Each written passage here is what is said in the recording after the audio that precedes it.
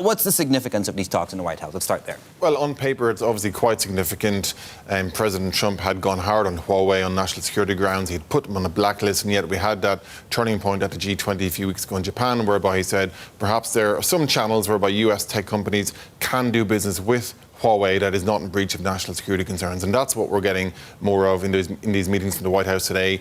These companies are talking about where can they work with Huawei, where can they get licensing agreements in a timely fashion. They say, of course, they back the national security argument, these big tech companies, according to a White House statement, but they're looking for a way through to conduct normal business with each other. So it's all about building the mood music towards getting both sides back to the negotiating table again. Yeah, building the mood music. Enda, what gestures has China made to move that forward as well?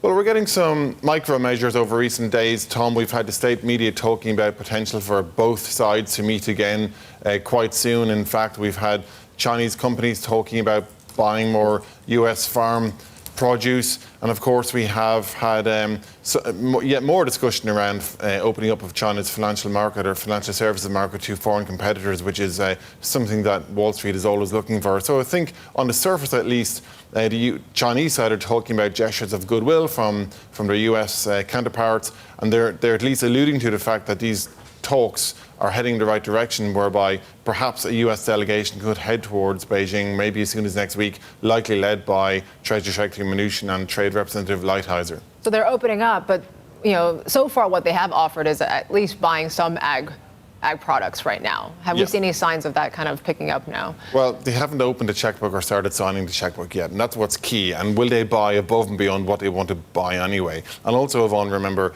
what will they do on the tariffs front? Will they ease tariffs on some of these goods coming from the US side? So yes, the mood music is there. China is making signals they're willing to buy more ag produce. But when you speak to the meat lobbyists, they will tell you that they have a big shopping list, and there's a long way to go before they're convinced that China's really amping up its purchases of agricultural goods above and beyond what they already need anyway.